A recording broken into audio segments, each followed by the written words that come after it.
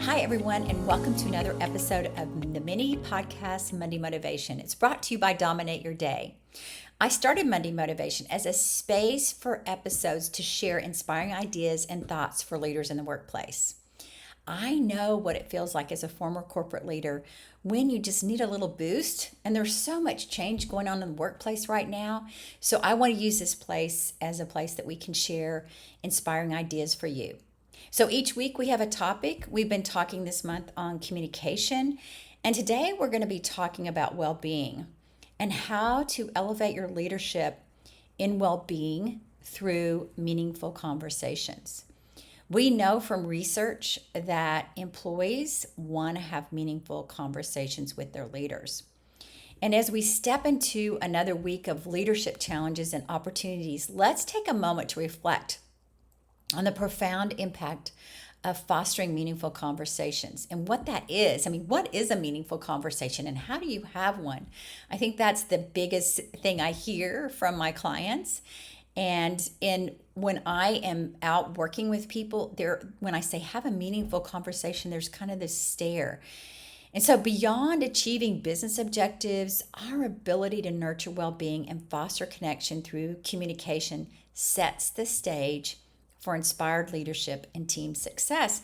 So I want to talk to you about how to do that by sharing a story. There's a gal named Casey, and she was one of my clients that I had last year. She was on maternity leave, and she came back from maternity leave and recognized there was a decline in morale on her team. They weren't engaged, the productivity was down. And so she just intentionally embarked on this mission, and she decided that she was really going to focus on transforming the team dynamics through intentional communication. One of the first things she did, she had set up her one-on-ones, but she also set up some quick connects and team daily check-ins. The team daily check-ins were maybe 10 minutes first thing in the morning, and it was really her idea of really initiating some open and empathetic conversation. How's everybody doing today? What is it on your plate that you need help with? How can I help you?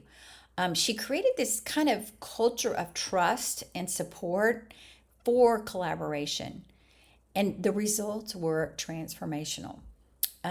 Because all of a sudden the morale was improving, there was heightened productivity, and there was this cohesive team spirit driving success.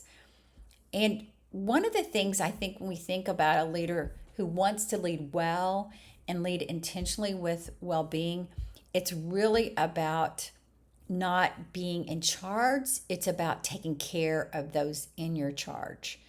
And that actually is a quote I love from Sinek. And let me say it again, leadership is not about being in charge. It's about taking care of those in your charge.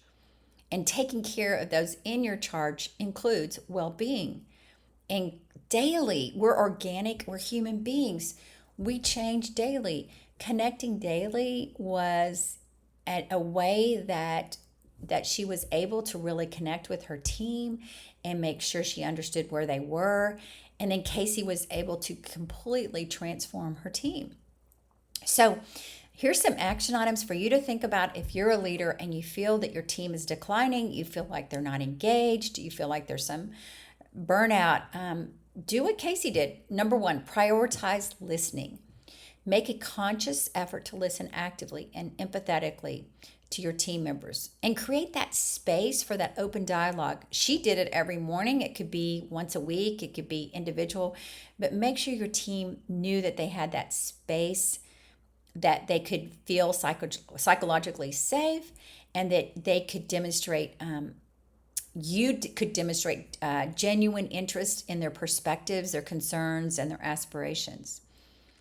And then number two, lead with empathy. Well, for those of you that have high empathy, this might be easy. For those of us that might have a little lower, think about what you can use in your talents that can help you lead with empathy. So approach communication with a compassion mindset. So for me, I lead with my individualization, which is understanding each unique human being and what they need and being able to reflect on that.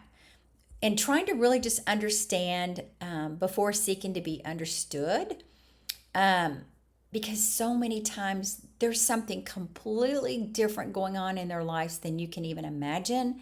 And you're thinking one thing, one narrative, and they've got a whole nother narrative.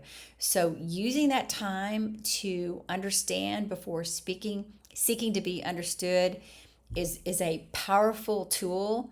And then validate the experiences and emotions of those you lead. That's how you can lead empathetically. And that's how you can have meaningful conversations. And then promote well being. If you're not promoting well being in yourself, they're not going to do it. So emphasize the importance of well being and work life balance within your own life and how you want to have that for the team. I would encourage, like Casey did, just open discussions about mental health, support, talk about flexible schedules. Most people right now are in a hybrid situation anyway. And then champion initiatives that prioritize wellness. Encourage them your teammates to come up with ways that can help with their well-being and maybe things that they can do with the team to help with well-being. And so by embracing the power of meaningful conversations, we can elevate our leadership impact, cultivate thriving teams, cultures, and drive collective success.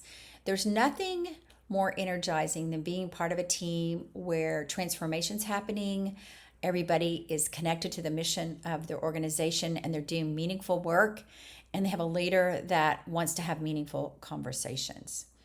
So if you need tailored strategies to impact your team's well-being, feel free to reach out. You can set up a 15-minute discovery call by going to my website, danawilliamsco.com. And then you can empower your team's well-being and come up with personal success plans. So as we get ready to close out and finish, most listeners don't yet follow the podcast. So every additional follower we get helps us to raise the profile of the podcast and bring us more episodes. So if you could do one thing for us today, then please hit the follow button and get updated whenever we put new content live. But if you can do a second thing for us today, just share this podcast with a friend. Thanks for listening to us today, and we'll look forward to talking to you and seeing you next week.